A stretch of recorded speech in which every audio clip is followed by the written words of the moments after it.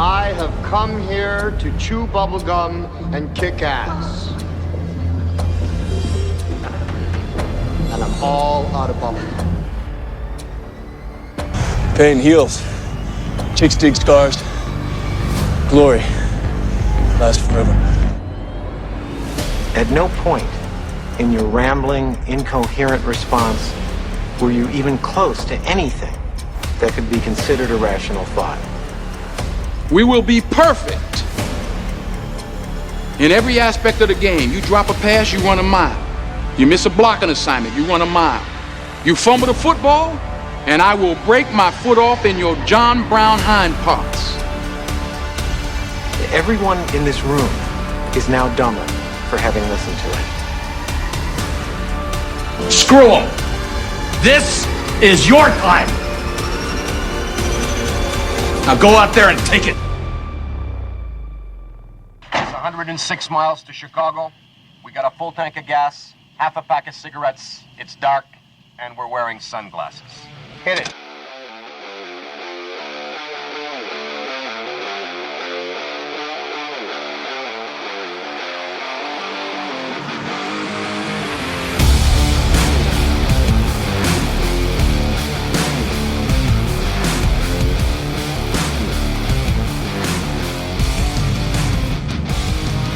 Double A Squad, what's good? It's Ryan. Kelly's here too. My friend Kelly. Yeah. It's good to have friends. It's good to have friends. It's good to be announced Some as days friends. it's great. Some days it's like, why am I even in this group chat? Yeah. You know. I nearly wrecked 3 times just trying to catch up on what was going back and forth there. That's some solid banter. It's not bad. I mean, when you have just a group of people who are just living trolls that love to just troll one another. Because one in particular. Really deep down in my heart, I believe there's no malice intent there. I do believe it's just to get things fired up a little bit, just to poke the bear, jab things. Is it working? Stuff like that. It used to, now not so much. I mean, I've just kind of accepted the fate of what it is, you know. So, I mean, it's not going to stop me from living my life. And people are probably wondering, like, what the hell are you guys talking about? We'll get into it. Don't worry about it. We will talk about it. Don't worry about it. My wife made a comment last week, not what you were thinking about, but she's like, man, you guys just jumped right into sports last week. I'm usually locked in for the first 20 minutes when you guys talk about life updates and all that other stuff. And then, okay, let's do that. Yeah, I guess she just checks out after that. So thank you, honey. Thank you for that, for the support. Much appreciated. Yeah, a lot of support. I know I felt a lot last week. Sure did. Yeah. Yeah, I'm just saying, at least she used the word friend. Yeah, it's true. Yeah. True. It's always a solid thing. What's going on in your life, man? I mean, at what point is it my friend to our friend? I mean, is that a married thing? Is that just individual? I don't know. I think or does somebody just genuinely not freaking like you? You know? I mean, you got to look at that aspect. I mean, have you and I hung out with her all but one time together? Yeah, but still. I haven't even hung out with your wife. We've met in passing. I still think we used her office for a studio for a while, and that was about it. We did, and I think she might still introduce you as our friend. I don't know. Maybe not. Maybe not. Associate? It's okay. Yeah. It's not like I'm hung up on it. Yeah. I mean, it's only been a week. Yeah. I mean, it just, tucked it deep down in there, just hoping to never bring it up again. Yeah. Basically, the story goes as such. You don't have to tell it. I'm gonna. It's fine. I'm gonna. It's fine. People need to know. Well, this is what your wife wants to hear, right? Yeah. This is the part she gets locked in on. Exactly. And it's about her. How can you lose? People need to know why you've been so distraught over the last week. You know? Yeah. Now it's just keep carrying it. Listen, people like to have friends, Ryan. It's, Yeah. So last week was spring break. So my wife works for the school system. They were off for a week, so she was home during the time that we were recording last week, and that was the same day that I took my son to get his haircut. So we were like, we'll pick him up, we'll give him a haircut, we'll do lunch, and then we won't take him back to daycare, and then we'll pick up our daughter later. So they were both home by the time we got done recording, and walk upstairs. My son's sitting on the couch, and my wife's there, and my son's giving you the 2-year-old like side eye. Who the is this guy? Big time. Yeah, like big time. I wanted to return that look too. Yeah, he was like, all right, never seen you here. Anyway, we've probably met a couple times, but I was too young to remember that. Yeah. So my wife introduces you to our son as that's Dad's friend, Kelly. I didn't think anything of it. Didn't even think twice about it. Was like, yep, that's a factual statement. Kelly is my friend, and he is here. It is factual. Yeah, all of that stuff was true. Never even thought anything of it. Nothing untrue. So Callie comes moping in today, tail between his legs, all sad, and basically reveals to me the fact that, I can't believe your wife referred to me as just your friend. I thought maybe it was like, could have been like an our friend type of thing. And I'm in your guys' house and whatever else. And I'm like, I didn't realize you were carrying that baggage, brother. I'm sorry. I just like to have friends. It's fine. And I didn't come moping in. You so dramatic. So Just dramatic. a little rain cloud over your head. I mean, It is what it is. Whatever. I'll accept whatever I need to accept. All right. I can move on from it. Yeah. Month or two. It'll be fine. Just bury it deep down. Yeah, it'll be fine. Yeah. Friends, though. I mean, I'm getting lit up in the group chat because, the inevitable period of time where Trader. Bandwagon. Yeah. So there was a big deal last year about how I was really fed up with what the Rockies were doing, everything that the organization was doing, all this other stuff where I'm like, I just can't. It's hard for me to support my time, effort, and money into this team that's not getting even better themselves. It was kind of like, why am I putting more effort into this than you are? And I'm going to take a hiatus, right? I'm going to go. And I'm pretty sure I said on this show that they either need to sell the team or fire the entire staff before I will return. Okay. Well, they didn't sell the team, but they did fire everybody. Factual. GM all the way down, right? So Warren Schaefer is now their new coach. It's a whole new regime. Everything is overhauled, all of it, right? And so they're seeing some moderate success. They just swept the Astros 3-game series yesterday. They're 6-6. Things are feeling good, right? This is the first time they've had that many wins or been that far above 500 or something to that effect this early in the season since like 2018. Yeah, something to that effect. Nearly a decade. And it's like, oh, okay, sweet. Yeah, says the Cardinals fan. So it's been fun to watch, right? So I've watched probably, I don't know, I think they've played 12 games. I think I've watched 8 of them, something to that effect. So, and my feet never fully left the Rockies clubhouse. I mean, over the course of the last year, you guys just see me chime in on some certain things that I've been following and whatever else. You were still wearing Rockies hats during the episodes, even after the reveal for the Cardinals. Yeah. You were still wearing Rockies gear. Yeah, and I can attest to this. I've tried to explain it. I've tried to been like, you know what? I've actually, if you look back at the lineage of my life, I've been a Cardinals fan longer than I've been any other fan. But basically, I grew up going to Rockies Cardinals games with my grandpa, who was a Cardinals fan. Fell in love with Mark McGwire. Eventually got a little bit older. My dad was a Yankee fan, and of course you attach yourself to everything your dad does. So I'm like, all right, I'll root for the Yankees. So for like 12, 15 years, I was a Yankee fan. And then I graduated high school and was kind of like, I don't think I really love this team as much as I thought I did. Fell in love with Troy Tulowitzki in 2011 and been a Rockies fan ever since, right? Good, bad, ugly, all of it. Yep. So, I get this text this morning, a couple hours ago, that's like, if you're not with us during the bad, don't be with us during the good. And I'm like, my initial response I had typed up was, so I wasn't there for the 2019, the 2020, the 2021, the 2022, 23, 24 seasons when they all had losing seasons and were well below 500 and couldn't even sniff the playoffs. You were angry, but you were there. I was there. Yeah. So 25, I got fed up with it because it just turned into a giant amusement park is all it was. As long as, and I've said this before, as long as the beer is flowing and the hot dogs are rolling, it's all that really matters to them. Yep. But they seem to be making a concentrated effort to try and at least become somewhat relevant this year. I mean, it seems like the vibes are different. Now, we're only 12 games into it, and there's plenty of time for this thing to, like, fall apart completely, which I'm kind of expecting it to because that's just how this stuff rolls. We're still too early in the season to even know what's going on, if any of these teams are good. Case in point, everybody's pointing to the Red Sox right now as being horrible because they only have 4 wins. But I'm like, yes, that is true. But, I mean, the Braves, who won a World Series a couple of years ago, were below 500 at the All-Star break. They turned it on afterwards, went on a heater. That's how baseball won goes, the whole thing, man. right? That's how baseball Doesn't goes. Matter. Really, none of this stuff matters until after the All-Star break. You're just kind of warming up until then. And I was getting frustrated because I was watching. The Rockies gave up like 7 runs or something to the Phillies in the first inning of their previous series, and they kept the starting pitcher in. And I'm like, here we go again. We're not switching anything. We're just rolling with all this other stuff that we've always done where we just don't care. We're just going to let this guy hang him out there to dry. And then I got to thinking, I'm like, oh, this is kind of a more strategic thing because obviously if you go into your bullpen too early, yada, yada, yada, all this other stuff, then you're kind of screwing yourself later in the series and then also for your next series when you go back home. Yes. Right? So you got too many arms in rotation, all that other stuff. So they're like, we'll leave him out there, see if he can fix it. It's just one game of 162. And I'm like, oh, okay, yeah. Now that I kind of talked it over, that makes more sense, right? Whereas maybe the old regime wouldn't have done that. Maybe they were more focused on that game or instead of the bigger picture. I have no idea. But anyway. You just had to have that time to reflect. Right? You just had to reflect. So you figured it out. Yeah, sure. So anyway, they end up actually being able to get into their rotation a lot more throughout the next 4 games, and they win 4 in a row. So vice versa, if you hadn't done that, you really focused on trying to salvage a game where you were already down 8 runs in the first inning, 7 runs in the first inning. And those happen. Yeah. Yeah, you can fight back and hope that something good happens, but there's no need to dig into your rotation and like do all the stuff with the extra arms that you have. So I'm kind of getting it. I'm understanding the strategy of where this team is going, and I'm like, oh, that's actually kind of smart.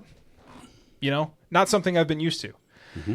But that's beside the point. So it leads into this big conversation about how I'm a bandwagon fan and all this other stuff, and how I'm just, you know, oh, so it's okay to switch back and forth between a team that you liked when you were a child. And I don't even really know where this is going. I'm just getting flack for rooting for one team for a year over another because I didn't like the direction that the other one was going, even though I've always liked the other team, but I've never really had like a strong loyalty to any team over the course of my life as far as baseball is concerned. Yeah. Other than when I picked a team in as an adult, but I'm not getting any flack for switching from the Yankees to the Rockies when I was 18 years old. No, there's yet to be determined. So I'm like, that might be so coming. like we completely skip over the fact that I rooted for the Yankees for like almost 15 years in my adolescent years, and then because I graduated high school and made a decision as an adult to root for the Rockies, like that's been completely okay, right? But it's just because in the time frame that we've been friends that I switched teams, and that's what makes it bad, is kind of what it seems like. Yeah. And technically it'll be the 3rd time.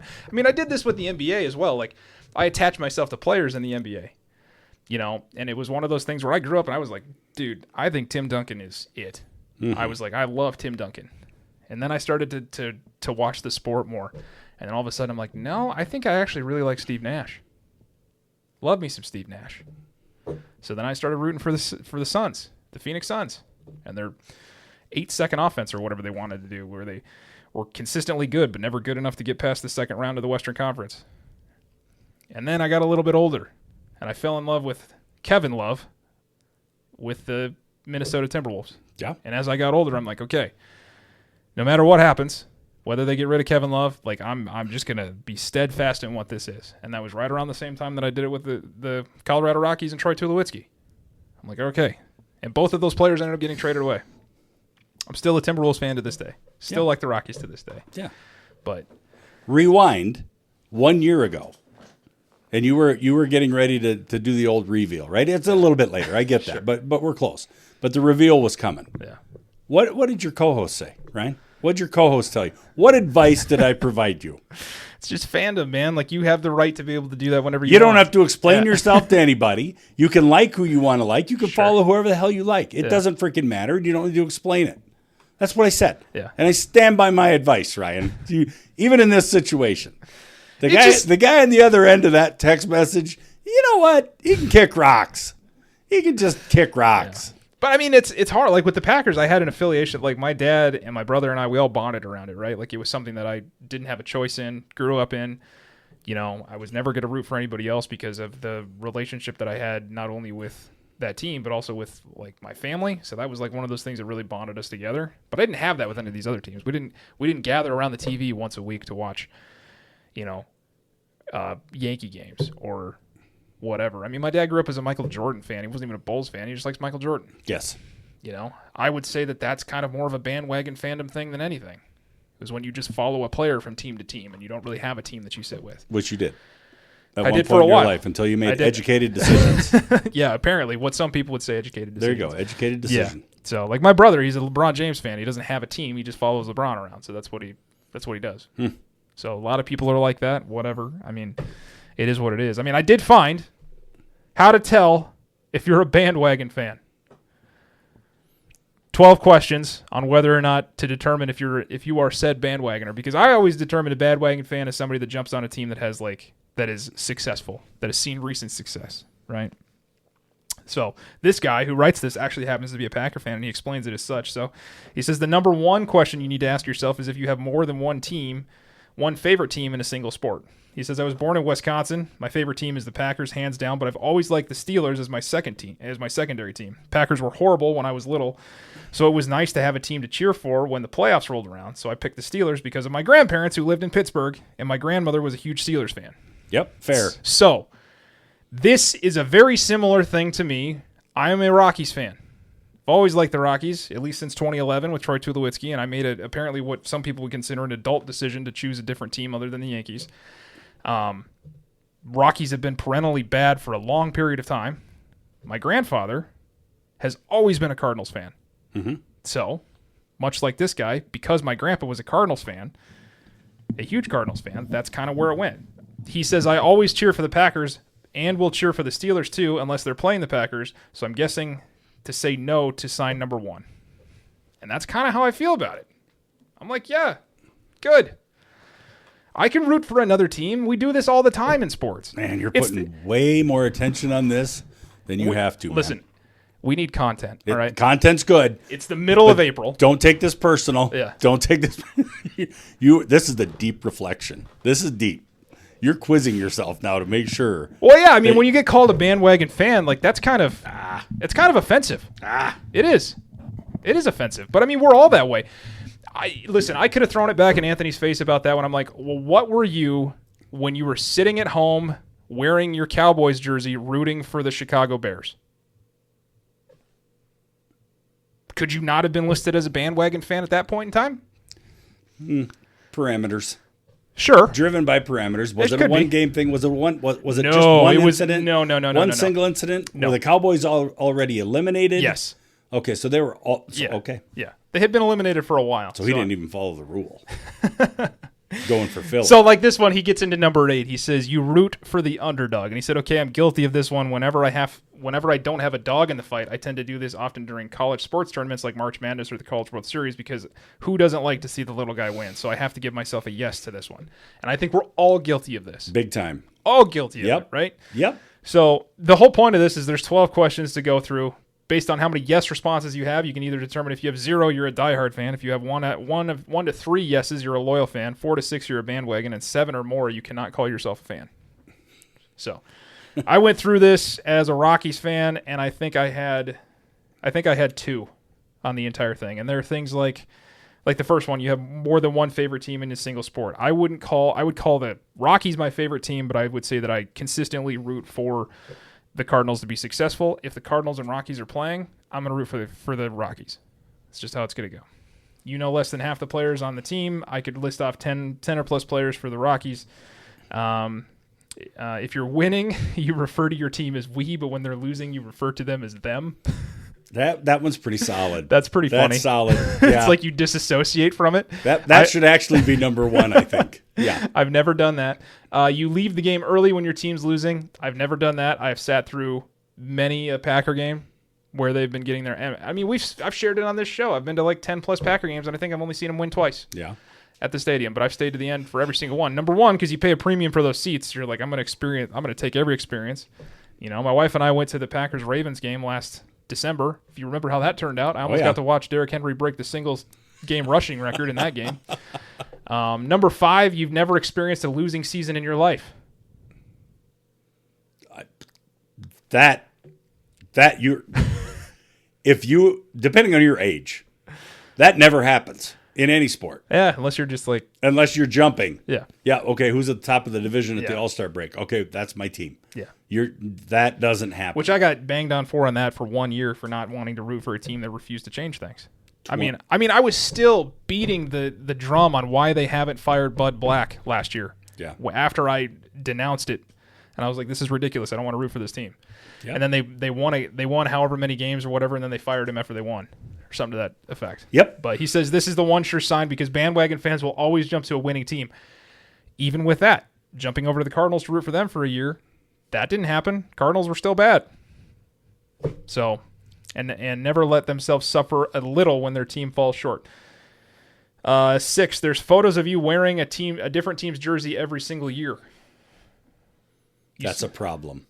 That's a real problem. Yeah, so we've all seen the celebrities who show up at the sidelines during the playoffs for various sports, and all of a sudden, big fans of whichever team is doing well. Don't be that person.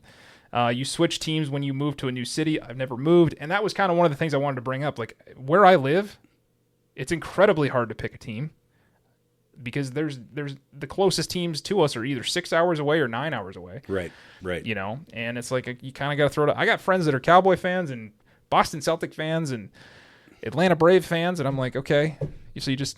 How did you determine that? Well, I just liked the colors when I was little or whatever. And it's like, well, okay. So we don't beat up on people for that, but we'll beat up on them for actually making educated decisions when they're older. Yeah. Mm-hmm. Anyway, you like to root for the underdog. We already talked about that. You switch allegiances when your favorite player joined a new team. So this is one of the ones I was talking about before. LeBron James fans tend to do this. So if you change teams so I wouldn't change teams when I change location. So why would I do it when a player changes? So he talks about, but here in the South, I know a number of people who cheer for whatever professional team their favorite college player was drafted by or traded to. Says I like seeing my favorite Badger players moving on to great things to pro sports, but I'm not going to cheer for their teams. I tend to agree with that. Yes. Yep. Number 10, you don't have a good reason for liking a certain team. So I've heard pretty questionable reasons for rooting for a team, like you think their jerseys are cool. Or you cheer for them because your significant other does. I've seen a lot of that. You know, I had a cousin that grew up as a Packer fan, and she married a Bronco fan, and now she's a Bronco fan. Yeah. We see that happen with a lot of ladies, though. It's like they're not really invested. It's kind of a thing that the significant other or their, like, dad grew up liking, and then they just switch because it's just easier that way. Yeah. Just stick with it, you know. Number 11, you don't really root for anyone until the playoffs. I think there's a number of people that are guilty of this. That's me in the NBA. I'm sure it is. That's really how that goes. And number 12, your favorite player changes every single year. So if your favorite player is always whoever is the current MVP, you might just be a bandwagon fan. This guy talks about one of his favorite players being Donald Driver. Doesn't play for the team anymore, so chalk up another no for him. So, if you're going through that and you're like, yeah, that's me. If you had 4 to 6 of those as a yes, you're a bandwagon fan. Anything less, you're either a loyal or a diehard. 7 or more, you need to call in and we need to have a conversation. So, anyway, I thought it would be fun to kind of go over it. There's just some content there that I think is funny and fun to talk about and things that we've discussed over the last year. But, I mean, I still check in on the Cardinals. Still see what they're doing. They got 7 wins right now, so maybe I am a bandwagon fan. They're 7-6. The Rockies are 6-6. So I don't think you have to explain. I think I you're don't fine. think I can name a single guy that plays for the Cardinals right now, though. No, nope. How are the Royals doing? Hey, I think is it we or they? Am I mad at them? I'm mad at them, but I'm going to go with they. I think they are 1 or 2 games under 500. However, everybody can say this, right? Everybody is a fan. 2 games. They are this. 5-7. 5-7. Okay. So Lost their last 2. Yeah. With a run differential of -12. Yeah.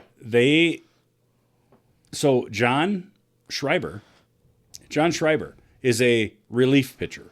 He's providing me no relief, but he is a relief pitcher. And John Schreiber is responsible for at least 4 of those L's, where the Royals had a lead, nice lead, marginal lead, whatever. They had a lead, and a relief pitcher comes in, and suddenly it's walk, grand slam, home run, batting practice. He's driving me nuts. And then the guy that they signed and paid gobs of money, Stephen Cruz, who's supposed to be this closer elite, man, he's got like a 14.4 ERA right now. So you know how closing's going for him. It is not going well. They've been in most of the game. They got routed in one game by the Brewers. Brewers beat them up pretty good. But they should have won the series against the Braves to open. They should have won this recent series against the Guardians.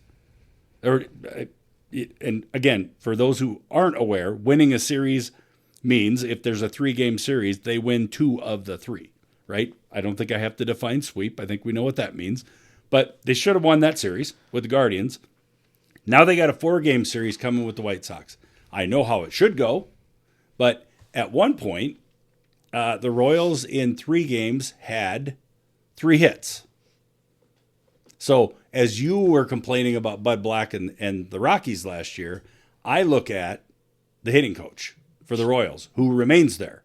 And their hitting has been knocked the last several years with this coach, Zumwalt. And now I get to social media and I see some of this, and we're losing these close games, and I think our starting pitching rotation is good. I think they're good. They're hanging around. They're in the 5th, 6th inning, 7th inning, and it's 2-1 game, 1-2 game, whatever. Like, the starting pitching's doing their job. The offense is doing very little. We're not scoring any runs. We're there. They're not scoring any runs, right? But then you look at this where all of a sudden they've got 3 hits and 29 strikeouts over the last 6 games or whatever the hell it is. It's like, what the hell is going on? So to round it all back to how we're doing, they're 2 games, they're 2 games under 500 with a 4-game series coming against the Chi Sox. But hey, if the Royals ever been any good, take out the 2015 World Series and the run they made the year before where they almost made the World Series. Take that out, right? What's your knowledge, your age, your time frame? What's your knowledge of the Royals? And I'm still there. Yeah, Nope. I mean, consistently. I mean, outside of that one anomaly in 2015, I can't really think of it. I mean, there was some lead up to that now that I'm looking at it. So they were good in 13, they were good in 14, and then 15 they got over the hump and actually won the World Series. Well, they lost the World Series in 2014, didn't they? They did. Yeah, so I mean, you had a 3-year... Friggin' Giants. Yeah, so... I mean, there was some ascending, but I mean, then you look at the years before and after that. I mean, 07, 69 wins, 08, 75, 65, 67, 71, 72, and then you jump up to 86, 89, and 95. Yeah. And then you start to see the decrease after the World Series when everybody left. Yeah. 81, 80, 58, 59. COVID shortened year, you had 26 wins. 74. So, I mean, it's been a while since they've been, 2024, they're above 500. 2025, they're above 500. So, I mean, maybe maybe this is the year they win another 96 or 95 games and win the World Series. Unlikely. Based on trends. Unlikely, but that would be great. Yeah. So, I mean, even in 2024, they were in the ALDS, find your way into the playoffs. It's always fun. But, I mean, you look at all the playoff appearances as we go through the years. And I mean, there was a drought from 2014 when you lost in the World Series. You hadn't been in a playoff game since 1985. Correct. So when you won the World Series. And what do you know about the Chiefs? Similar. They almost had like a 20-year thing, right? Where they similar. Yeah. Yeah, but at least they were making the playoffs intermittently though. They had not won a playoff game in 20 years. Am I spelling that right? What the hell? Oh, it's because I'm in baseball. I was like, why is the Chiefs not popping up? Anyway. It is what it is. Yeah, anyway. I've been through my drought. Sure. So with the Chiefs, and of course, depending on who you speak with, I've been a Chiefs fan since 1979. When were you born? 91. Exactly. I've been a Chiefs fan since 1979. Yeah. And it was a long standing, maybe a decent regular season, playoffs. They might make it, they might not. They're not going to win if they get in. Yeah. And then all of a sudden, here comes the success with Patty Mahomes and Andy Reid and da-da-da, right? And now you're a bandwagon fan. You're a bandwagon Well, okay, fan. so now you can't even, you don't even know. You weren't even a twinkle in someone's eye when I started following the Chiefs. Like, so to your point, I mean, at what point can you take credit for a team's either success or their demise? Because does it start when your fandom starts? Is that when you can start taking credit for it? I'm gonna. So, for instance, like I probably didn't even know the relevance of the Packers until I was like 9 years old. So 1998, 1999. Yeah. So therefore, the Super Bowls they had won prior to that, my knowledge being of that, I shouldn't be able to take credit for, right? I shouldn't be able to brag about it and be like, well, they've got, they won Super Bowl 1 and 2, and then they won one in 96. But, my fandom didn't start until 1999 when I was actually coherent enough to root for him. It's all right. The history follows you. You can, but I mean, it's the same thing, right? Of it. So for instance, I have another friend whose son is like 5 or 6 years old. They are Cowboys fans, right? He will probably grow up to continue the lineage of being a Cowboys fan. Ugh. So technically, he can't even brag about any of the Cowboys' 5 Super Bowls. Never seen them, wasn't alive during it, any of that. So then you're just a bandwagon fan because you chose a team that had success 40, 50 years ago. Yeah, they'd already won 5. Right. So right. And I know this is super condescending, and I'm just being like you're being that way. Yeah. I just want to know the terms, right? The terms and conditions of what it actually is. So, no, all in good fun. I'm gonna root for who I want to root for. Like I said, I view it much like that of I'm a Packer fan, but if the Packers get eliminated, I'm probably gonna root for the Bills. To be honest, I've always liked the Bills for whatever reason. Yeah. Even long before Josh Allen and all that other stuff. And you get to do that, Ryan. Okay. You get to do that. You have my permission. Yeah. I'm not gonna go buy a Bills hat, but I'll root for him. So I do have a Cardinals hat. That's neither here nor there. That was a reveal. Yeah. That was a big reveal. Yeah. That was so exciting back then. Man. Now what do we do? Now you're back to the damn Rockies again. Well, you never left them. Yeah, I'm gonna do In all this. fairness, I'm you gonna do never this. left them. I'm gonna do this yearly just to piss people off. Specifically, one person, an individual. Keep rolling. Yeah. Just keep going. Yeah, I'll really set him over the edge and I don't feel like rooting for the Packers this year. I was really thinking I about. think I'll be an Eagles fan. Yeah. There you go. I was really thinking about following Dodgers, really. Yeah. It's the color, right? Royals, Dodgers, same thing. Same color scheme. So maybe I'll just roll at the Dodgers. Are they any good? Or better yet, I haven't heard. I'll hop on the bandwagon that I was on last week where I was really high on the Giants. I'll just be a Giants fan. Oh, you could do that. Big Giants guy. You could do that. Yeah, red, white, and blue, America, let's go. They are America's team. I mean, let's call it what it is. They actually have the real colors to be correct. America's team. Right. And they've won a Super Bowl or Super Bowls more recently than the Cowboys have, so that would make sense. Yeah. So, star in the center of the field doesn't make you America's team. Sorry. yeah. That was like a 5-year gap, Dumb. And they still, they still don't have the most Super Bowls. How can you be America's team if you don't have the most Super Bowls? I don't know. They're not America's team. Anywho, let's try some Immaculate Grid here. I think we might be able to get through this one today. In the past, it has not really worked out for us, but there are some favorable teams in today's Immaculate Grid, and I think maybe, possibly, we might be able to do this fairly well. So, what do you think? Yeah, let's roll. All right. So today's teams are on the top row. You've got the Packers, you've got the Patriots, and you've got 3,000+ yard passing seasons. On the left side of the column, we've got the Bears, the Panthers, and the Jacksonville Jaguars. You got a bear and 2 jungle cats. Yeah. Rawr. Rawr. So, we are looking for players that played for both the Packers and the Bears. Jimmy Graham. That was going to be my guess. Jimmy. What, is he an IE guy? Jimmy's right there. Where is he? That's Jimmy Ward. Oh, no. He was on there. No, he's a Y guy, isn't he? Yeah, do Jimmy. There he is. Jimmy Graham. Bam. 24%. Packers and Panthers. Julius? Peppers. Julius Peppers. Whoopsh. 61%. That was good. That was a high one. I wonder who the other lower ones would be.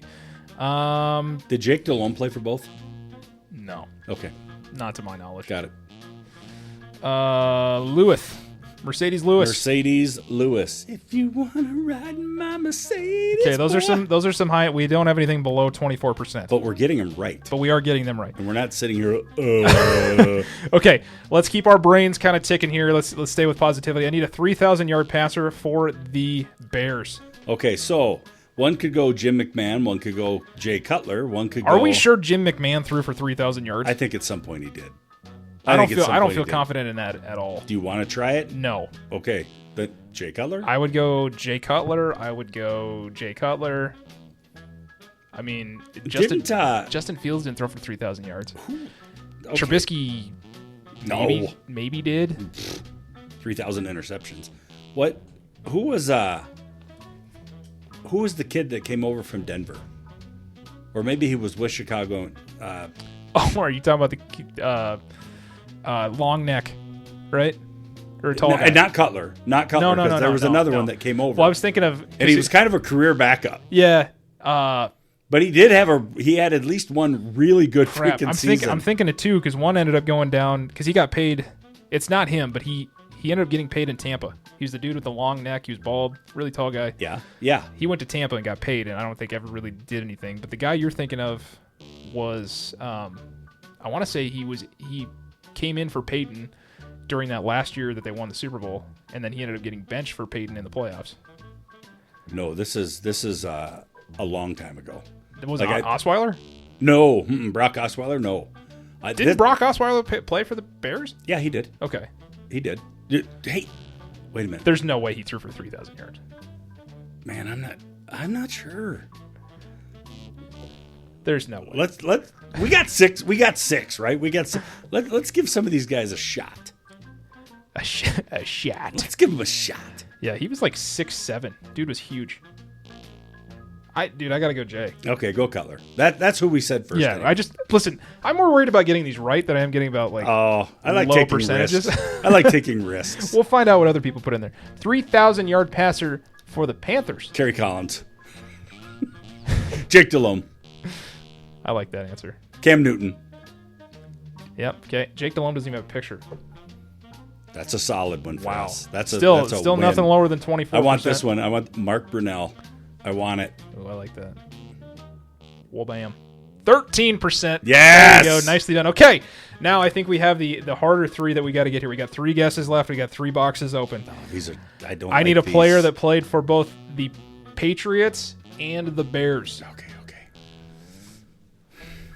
Patriots and the Bears. Oh, got one right now. Oh my. Tooney. Tooney. Thuney. Thuney. Joe Thuney. Joe Tooney. Joe Tooney. Nice.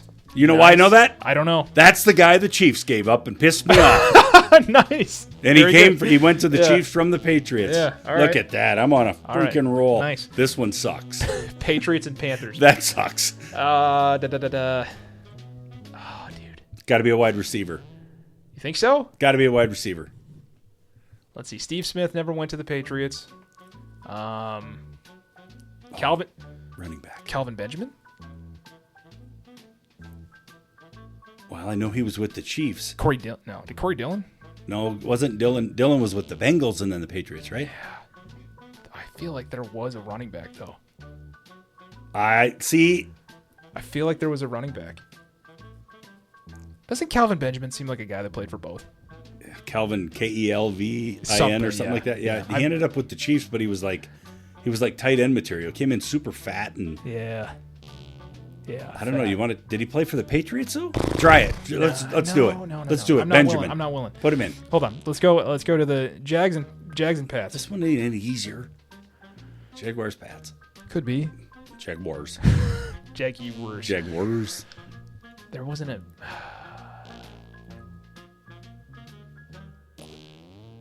No, that was the Bucks. Oh no, he didn't go there. He didn't go there. I was thinking quarterback. I don't know. Damn it. Calvin. So, all-world running back in the day with Mark Brunell, the kid from Florida that played running back. Did he play a year with the Patriots? I don't even know who you're talking about. I hate this game. He played. He was a Hurricane. He was a Miami Hurricane. He went to the Jacksonville Jaguars. He was an all-world running back. He was there with Mark Brunell. He was just a beast. Did you put Benjamin in? No, I did not. Oh. No. Oh, he was a Bill. Yeah. That's it. Yeah. Okay. Why can't I think of this? Miami running back? He was Miami Hurricanes running back. And then he went to the Jaguars. See? And I'm not entirely sure that he didn't play at least was it not Fred? Jackson. No. Jackson 5, Tito.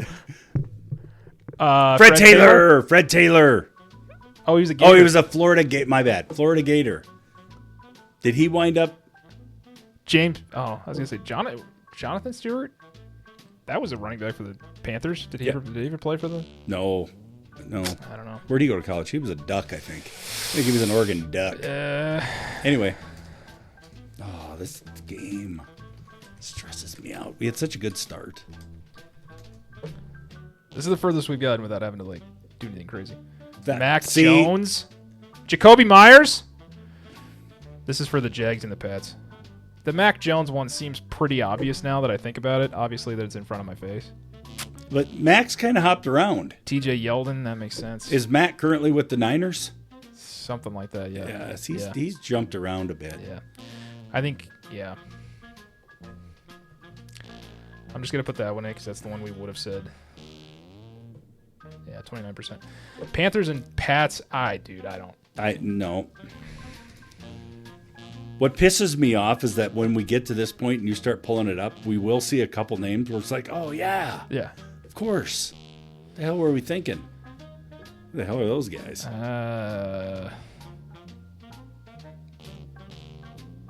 Michael Jordan. The only one. Cam Newton! Idiots!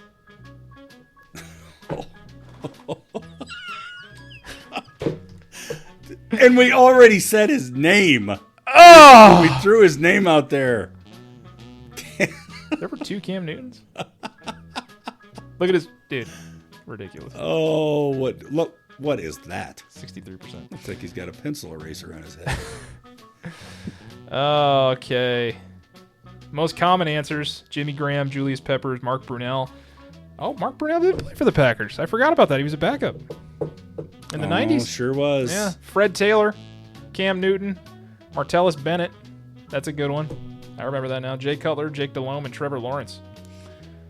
So, wait a minute. Fred Taylor did play for? He did end up playing for the Patriots? Played for the Patriots and the Jags. We get to count that. We get to count that.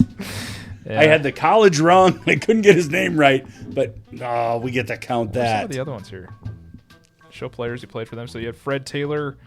Yeah, that's Man. good stuff.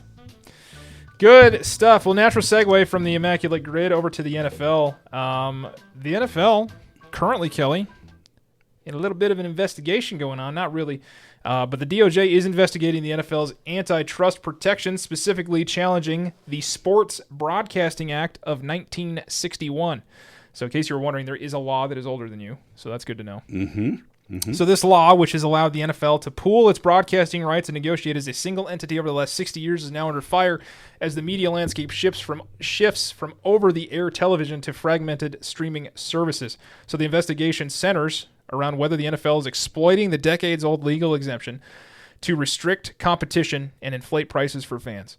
So as we stated before, the problem is in 61, the law was designed to protect the free-to-air model, and today the NFL has partitioned those games across Netflix, Peacock, Amazon, and YouTube TV, forcing fans to subscribe to multiple services just to watch their games. The DOJ's angle is basically to regulate this, questioning whether the league's move to silo games behind separate paywalls constitutes as an illegal monopoly that harms consumers.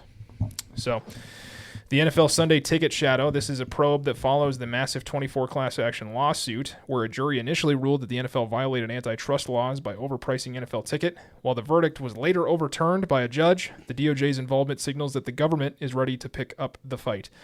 Kelly, there's been a lot of talk about this over the last couple of years, specifically when it comes to how much money you need in order to watch every single NFL game, should you choose to do so. Yeah. It's a lot of money. You can no longer rely on a single cable package to do so. You used to be able to pick up DirecTV for like $300 a year and watch everything. Didn't matter. Unless they were blacked out. Correct. Yep. And then that way you could just get it over the air with a basic cable subscription. So because the league has partitioned these rights, like we said, there's 5 major streaming platforms that you now need to have in order to do so. A lot of us have kind of felt this. So you need YouTube TV plus NFL Sunday Ticket, which is a yearly price for Sunday Ticket, which is $349. Plus, you need to pay $73 a month in order to keep it. Amazon Prime is another $15 a month. Netflix is another $15 a month. Peacock is another $8 a month. ESPN Plus is another $11 a month, for a grand total of just under $1,000 for the 2026 season to watch every single NFL game. Mm-hmm. Do you think they have a case here as far as the DOJ goes? Yes, but I also think that people will continue to pay it. Sure. That's the sad reality of it. And hell, I might. I mean, I like to watch football games. It is what it is. But yeah, I think they got a case. Are you doing it just because there's no other way, though? Yes. Yeah. So I mean, in a sense, they do. I think they do have a case. I mean, absolutely. When you look at this kind of this faux monopoly, yeah, you're going to do it because you love the sport. But if you had other options, there are other ways to do it. I think people would look for another route. I don't think people would consistently pay, especially a time and a place where everything seems to be costing more and more. $961 total to watch every single game. Yeah, I won't. Especially when you're only paying $350 to get the ticket, and even that doesn't get you everything. Yeah, I won't touch YouTube. Yeah. YouTube TV, I won't touch that. Like any time that I had it twice, and I borrowed it once, and any time that I've ever had that, it's circle of death, buffer, and it'll skip out on games, it'll freeze up, it'll do whatever, and it would just get so irritating to watch a freaking game through that I'm like, no, their service sucks, at least for me. Yeah. Their service was awful, and I'm like, no, I'm not going to touch that. So I just let that go. Whatever it is. If I miss something there, so be it. Yeah. I'd be curious to know how they kind of rectify this, because, I mean, they're funneling it into all these paywall subscription services. My brother and I were actually just talking about this on Tuesday, because I kind of felt the same way with the MLB. I'm like, why are none of their games just on basic cable? Why can't you just get it over the air? Why don't we have baseball games on ABC and, Fox and CBS and NBC for people to watch? No. And baseball's just turned into a regional sport. It's not a national sport like the NFL is. I mean, how often are you? And when I say that, I mean like, is Kelly on a random Tuesday or on a random Thursday night going to watch the Baltimore Orioles play? No. On a random Thursday night, will you tune in to see what's going on with the Jacksonville Jaguars? No. Yes, I will. Yeah, I was going to say you're more likely to. Yeah, I will. Yeah.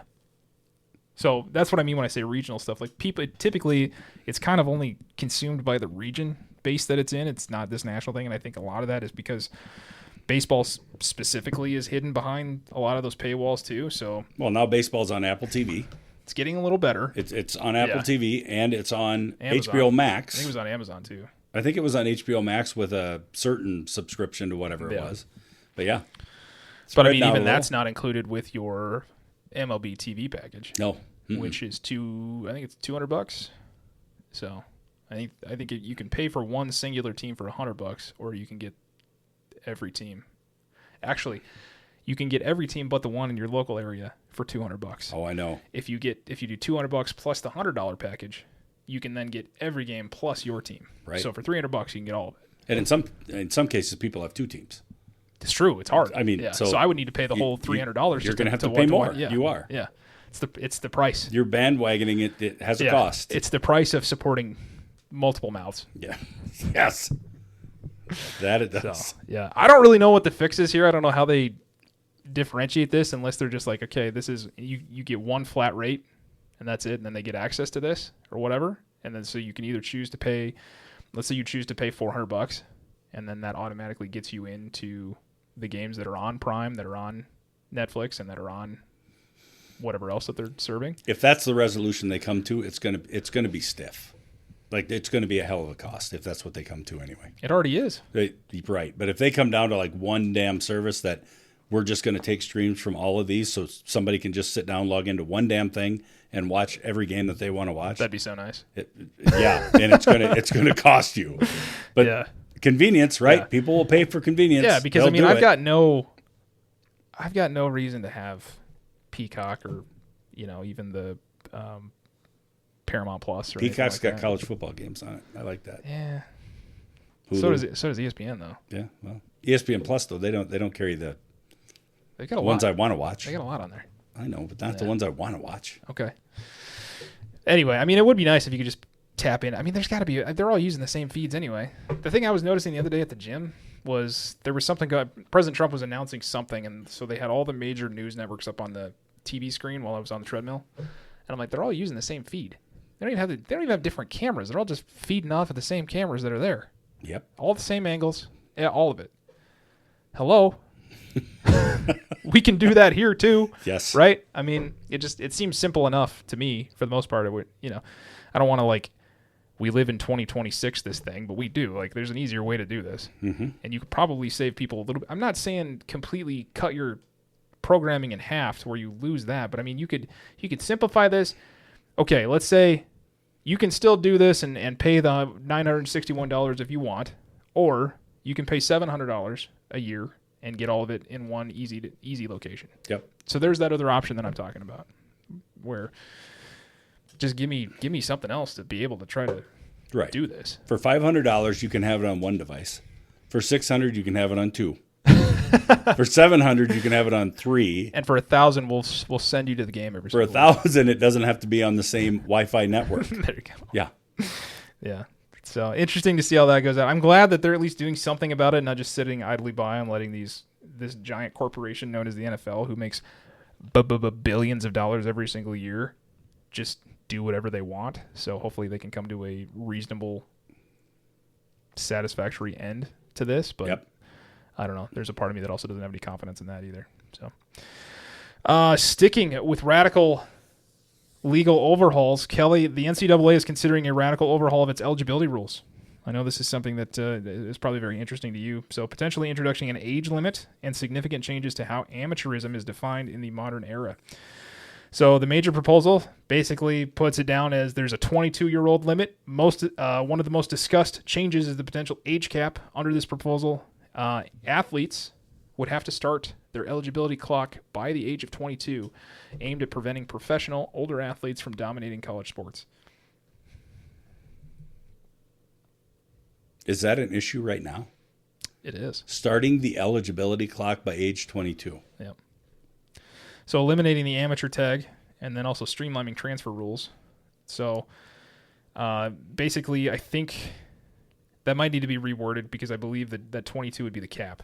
I don't think you could have anybody that would be over 22. Right, because the way that I read it, start their eligibility clock by 22 means that a 21-and-a-half-year-old kid can just decide, start my clock.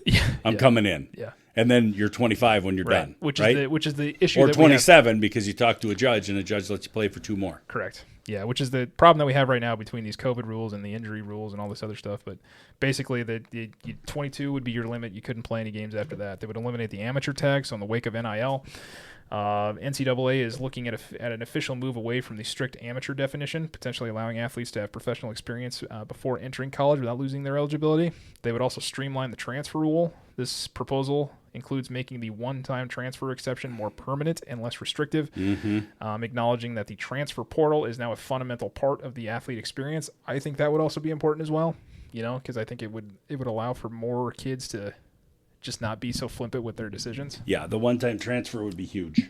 I heard a stat. That would change the landscape dramatically. I heard a stat yesterday or the day before that said 40 to 45% of college basketball players are entering the transfer portal. Yeah. Division I college. Yep. And I mean, you look at, we're not even really going to talk about it, but Michigan, who just won the national championship in college basketball, I believe all 5 of their starting players were transfer kids. Yeah, after the 24 or 25 college football season, 60%. Yeah. 60% of the total college football players were in the portal. Yeah. That's crazy. NCAA's proposed age-based eligibility overhaul is designed to eliminate professional college athletes by starting a strict 5-year clock at either age 19 or high school graduation, whichever comes first. So if this rule were retroactively put in place, it would essentially erase the medical hardship and the COVID year extensions that have allowed some players to stay in school into their late 20s. So I have a list here of some guys that if this redesign had happened a few years ago, we wouldn't have seen any of these guys play. So like a Cam McCormick, who's played for both Miami and Oregon, who's spent 9 seasons in college, he would have been done. So 4 years before his actual final game in 2016. So regardless of the COVID stuff, regardless of injuries, all of that, he would have capped out at that point in time. Tom Green, who has kind of been somewhat of a subject in Division III. He's a 61-year-old cancer survivor who's currently training for the 26th season. The new rule would have rendered his eligibility by approximately 37 years. So he would not have had that opportunity, and pretty much any player currently using their 6th or 7th year of eligibility via the 2020 COVID waiver would be immediately ineligible, as the new rule allows for 0 exceptions for injuries or global pandemics. So what they're trying to do is basically get away from having these full grown-ass adults playing these younger kids in college sports and eliminating basically what would be amateur kids college kids playing amateur sports. Right. Guys. Yep. Essentially. And gals. So I think this is good. I like this. So in a lot of ways, this is the NCAA's way of stopping 26-year-old former minor league pitchers from coming back and bullying 18-year-old freshmen. They realize that once you start paying players NIL money, the student athlete excuse disappears. They're trying to build a fence around college sports before it becomes a literal minor league, which it basically already is for leagues like the NFL, NBA, MLB. Now that players are making millions, the NCAA can't pretend that they're valuable or they're vulnerable students who need 9 years to get a degree. They're essentially saying if you're 24 and you're still playing on Saturday, you're not a student athlete. You're an employee. You're an employee who's overstayed his welcome. And this isn't a rule change; it's a mandatory retirement age. Mm-hmm. So I like it. Yeah, I think it's good. We don't need guys playing 6, 7 years, 9 years in some cases. No. I understand you're trying to get your eligibility. You've had some injuries, things like that. Maybe just take that as a sign from the universe that you should probably pursue your degree more than your ability to play football. Yep. And if you need 9 years to play college football, then you probably aren't going to make it to the pros, I would imagine. Just guessing. And you know what's interesting about that, Ryan? Think of the trickle effect and how that, and roll it back. Roll it back, because there are parents in this world. There are, and I know this, there are parents in this world who will not start their, and in this certain few cases that I know, they did not start their sons in kindergarten until they were 7. Until they were 7 years of age. Wow. So they are eventually right on the cusp of 19, 20 as a senior in high school. What's that advantage? A 17-year-old, maybe turning 18-year-old senior versus a 19 or 20-year-old kid as a senior in high school. Think of that advantage as they move through school, into 5th and 6th grade basketball, into middle school sports, whatever. Think of that advantage. And there are people who do that now. That age requirement, by the time they're reaching college at 21, 21, they've got a year left. Yeah. And they're done. I mean, yeah. Yeah, I mean, you could roll that back. It would affect all the way through from the time that they start their elementary education. How do you feel about that? And all the way up. About what? Through no fault of their own, they don't graduate till they're 20 because of when their parents decided to start them in school, and now they've lost out on 2 years of eligibility. Right, but how many of the parents are doing that athletically focused anyway? Oh, I have simply athletically focused. I have no idea. Can you determine if your 7-year-old's going to be a college football player? No, but if you get the meathead dad that decides that, you know what, I'm going to make sure that, I'm going to put my kid in this sport, and we're going to train religiously, and we're going to do all this stuff, and I'm going to send him across the country to go all these camps and get all this exposure, knowing that if I start him 2 years late, he's going to have 2 extra years of maturity by the time he actually, or when he starts rolling into like varsity sports. Yeah. It happens. Well, I guess if that's the case, then I would argue then you've got 2 years to prove yourself because you've had a ton of experience and a lot more privilege being able to go to these camps and doing all this other stuff to gain it than these other kids. So, Sorry you don't get 2 extra years of eligibility, but that's the price that comes with. They'll find ways to bend this shit. I'm sure they will. They'll bend it. Yeah. I mean, it's the sad reality of it. Yeah. I like it. I think it's good. The 5-year clock that starts at whether you're 19 or high school graduation, whatever comes first. There's a 22. I mean, it makes sense. We don't need guys that are 28 years old playing in college sports. It's just weird. It's a weird thing. Yep. So we'll see. It's only proposed right now, but hopefully it'll go. Yeah. Hopefully some version of it can be implemented. We can kind of get college sports back to. I think the transfer portal thing is great because it doesn't allow these kids to be so wishy-washy on everything. I think it kind of goes back to conversations we had at the end of last year, specifically with coaches, where it's like, oh, they can just up and leave whenever. But also, I think trickling that down to the college players as well, where it's like, are you sure you want to transfer? Because this is like it. You get a transfer, right, and then you do it again. You got to sit out for a year, and then you remember you've only got till you're 22. Well, so you sit out so you don't play this year. You transfer. Okay, great. You go to your new team. You don't like it there. You transfer again. So now you haven't played your first year. Second year, you haven't been happy with your team. Now you transfer again. Now you got to sit out a year because you transferred. Now you're on your 4th year already, and you haven't even played yet. Yep.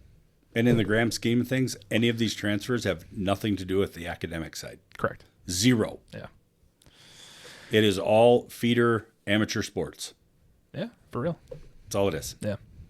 So I think there's a lot of good stuff in there. We'll see what version of it actually gets passed, but I'm sure some form of it will, because there needs to be a lot more jurisdiction happening within the NCAA.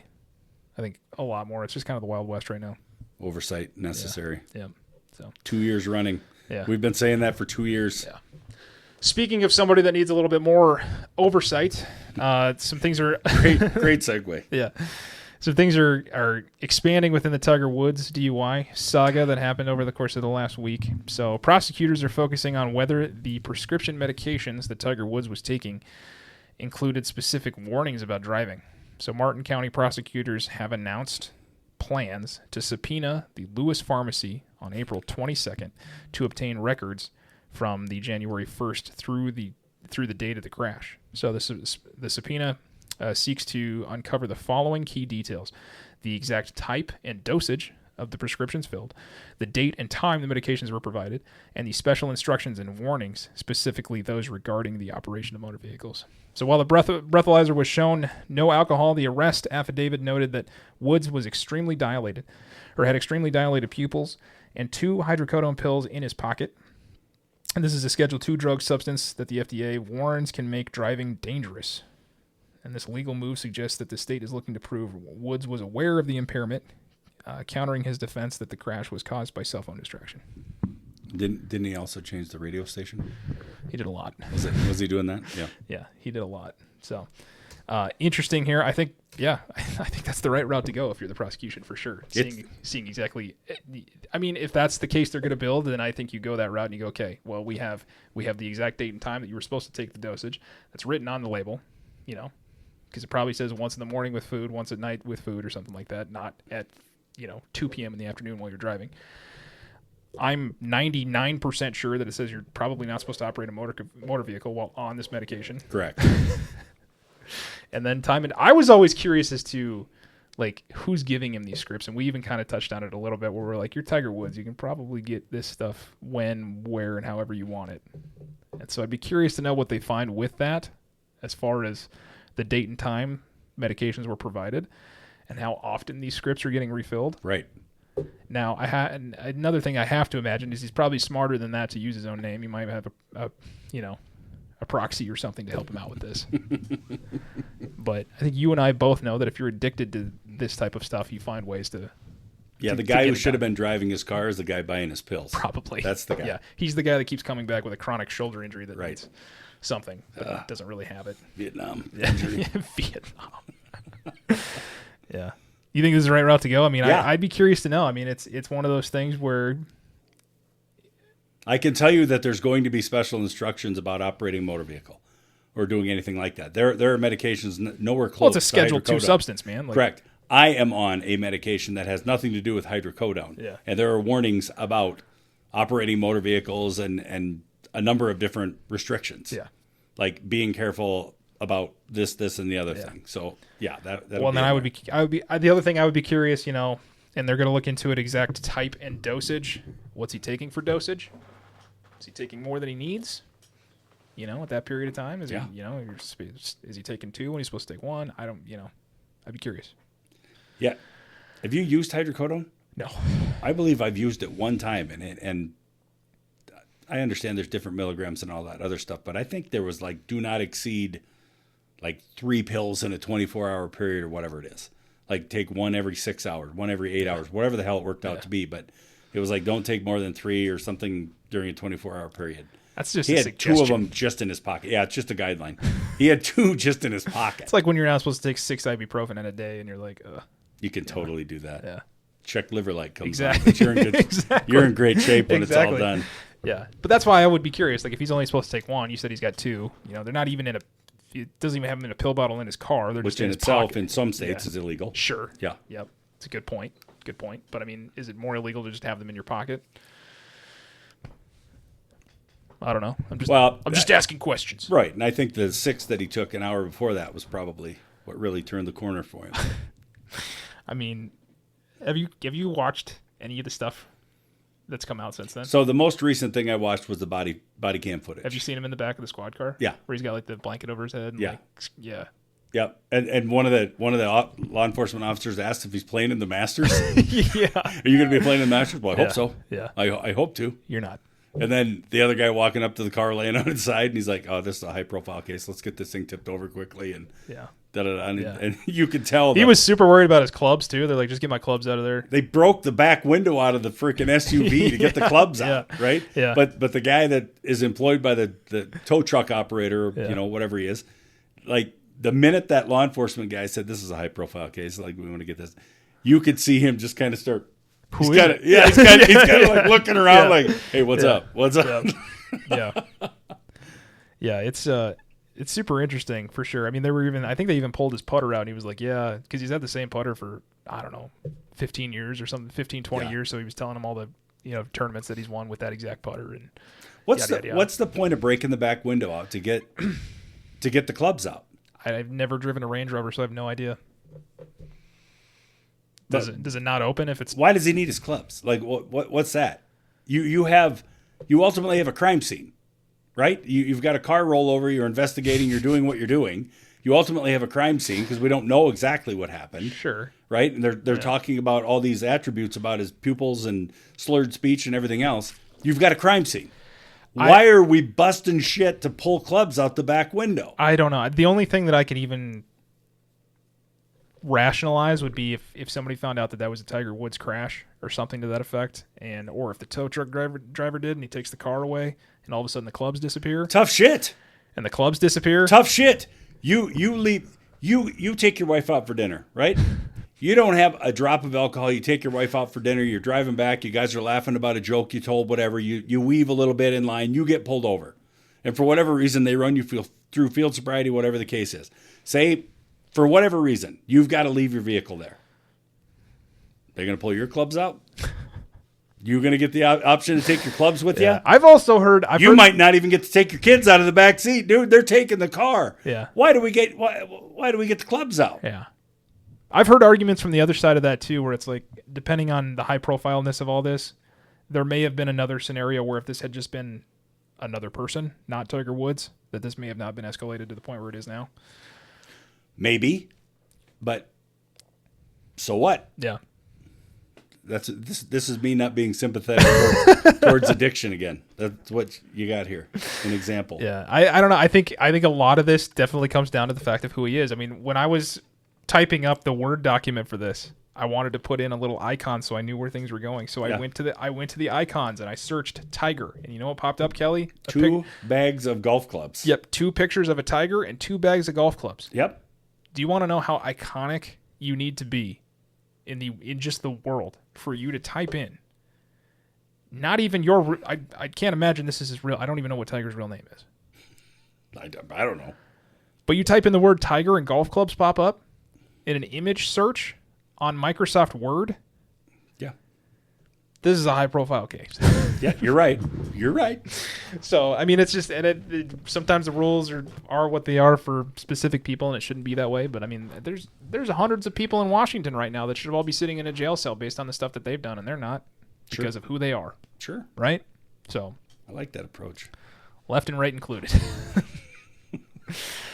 So, sometimes it's rules for thee and not for me. Or the other way around, depending on what's going on. Right.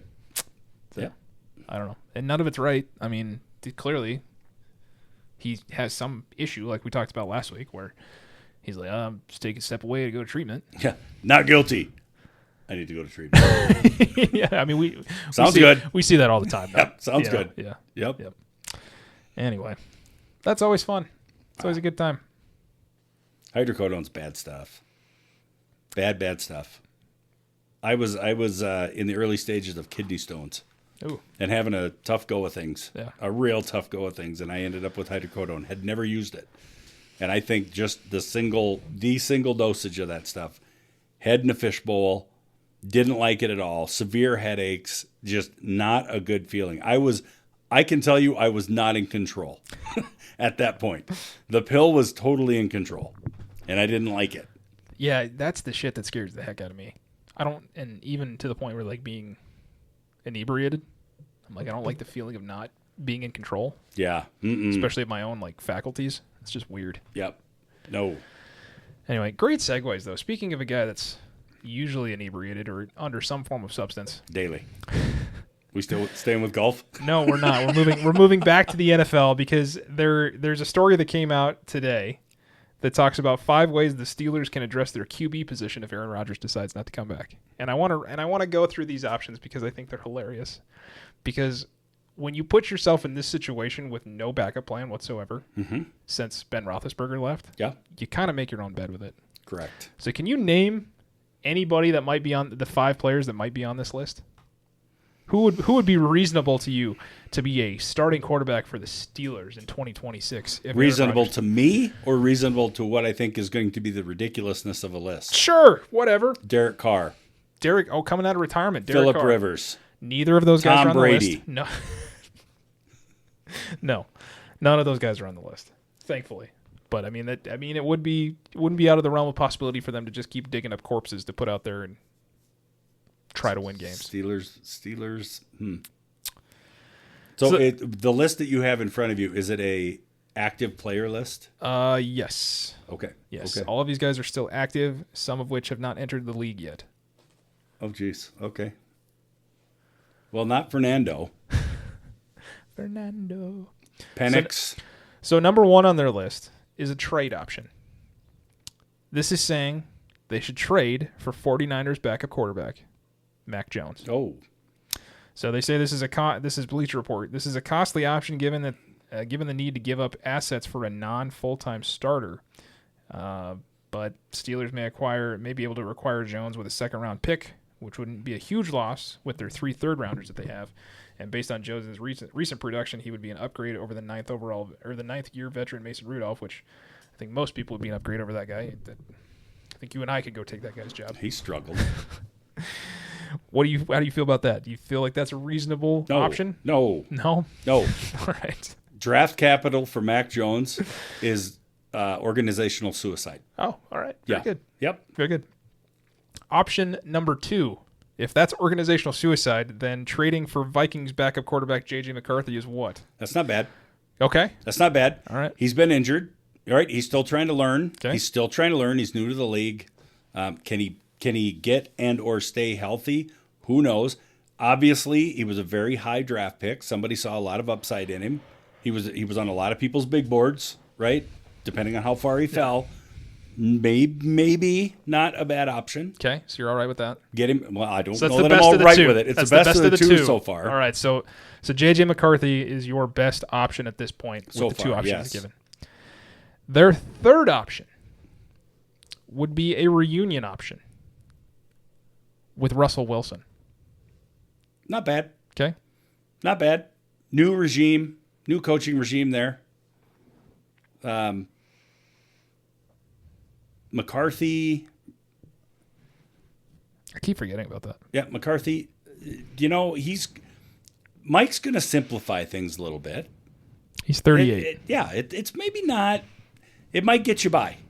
It might get you by. Which isn't that the motto of the Steelers as of like the last 15 years? If you can draft a kid, yeah, and you good enough, and you can bring Russell in, yes, and you can bring Russell in to just kind of navigate the ship for a year and let the rookie guy get in the classroom, learn the stuff, acclimate to the league. Maybe not a bad option. Okay. Is that you're not going to play in the postseason? You're the GM. You just know that. You're the GM. Rodgers retires. Are you bringing in McCarthy or are you bringing in Russell? No. Oh, okay. Gotcha. JJ. Oh, right. I'm thinking head coach, Roger. Yeah. McCarthy squared. I'm the GM. Yep. Those are my 2 options. Yep. JJ. Okay, so JJ's still the best option. Yep. What about this option? Pittsburgh holds the 21st overall pick in the upcoming draft. And they take Ty Simpson, Alabama. That would be the best option thus far. Okay. Because? Will Ty Simpson be there at 21? Am I still GM? Do I still get to wear that hat? Yes. Do I get to trade up a little bit in the draft? Do I have any draft capital? Can I trade up a little bit just to make sure Ty Simpson's still there? Yeah, but because it's not a really good quarterback draft, but people still need him. Yeah. Yeah. A little bit. Let's just go with that. Let's just in a perfect Let's world, say you get him. He falls to 21. I'm taking Ty Simpson. Okay. Yep. What about Carson Beck in the 3rd round? No, I'll stay with Simpson. Okay. I think Simpson's still the best route. All right. Out of all those better options. pedigree. All right. Interesting. So you and Orlovsky are on the same page. Dan Orlovsky, big Ty Simpson guy. I don't know if that's a compliment. Big Ty Simpson guy. I'm not a big Ty Simpson guy, but I like the coach in Alabama, and I think he did good things. And the reason I even bring up that story is just I'm amazed at where the Steelers have landed themselves as far as quarterback options. You know who this still falls on to some degree? And he's not coaching there anymore. And he had a big hand in this mess. You can say it, Mr. Handsome. That's where some of this falls. When it comes for accountability and it comes for somebody to take a little ownership, that mess with Ben Roethlisberger, somebody else had their hand in that. Yeah. And some of this could have been rectified right back then, but you didn't. You buried yourself. You buried yourself in a shitty contract. And you are still paying for It was it. a bad contract. It was a bad draft pick because I think they thought Kenny Pickett was supposed to be the guy. His hands were too small. We all knew that. But he was a Pittsburgh guy. Yeah, but his hands were too damn small. We knew this. Jesus, be better. Everybody knows this. I mean, if you don't, stop listening. Small hands equals no quarterback. Small gloves. Yeah. Yeah, I'm amazed at where this, like, the echelon of top tier franchises, Steelers, right? Yeah. You would consider them one of only a few pillars that hold up the NFL. Yeah, the standard, right? Right. The standard. And this is where we've come. We can't figure out the succession process of quarterbacks. Like, you can't even find a guy that's just like, all right, we drafted him and he's good enough, but it's just placeholder after placeholder after placeholder. There should have been a plan in place rolling forward the minute that Russell Wilson set foot in Pittsburgh. Yeah. Like you better have Yeah. proactive planning coming right now. Yeah. And it never happened. I mean, you could see the writing on the wall with Roethlisberger because there were a few years there where we were all looking like, when's this guy how long are they going to drag this guy out here? Oh, put a fork in him. He was done. Like he's been overweight his entire career, but like he just looked not the part. Yeah, the small percentage of athleticism that he once had wasn't anywhere near there anymore. Yeah. But you did this, Pittsburgh. But hey, you did this. They finished above 500 every year. Great. That's wonderful. Good enough. Yes. I'm good with good enough. They should put that on a shirt. Pittsburgh Steelers. Just good enough. Good enough.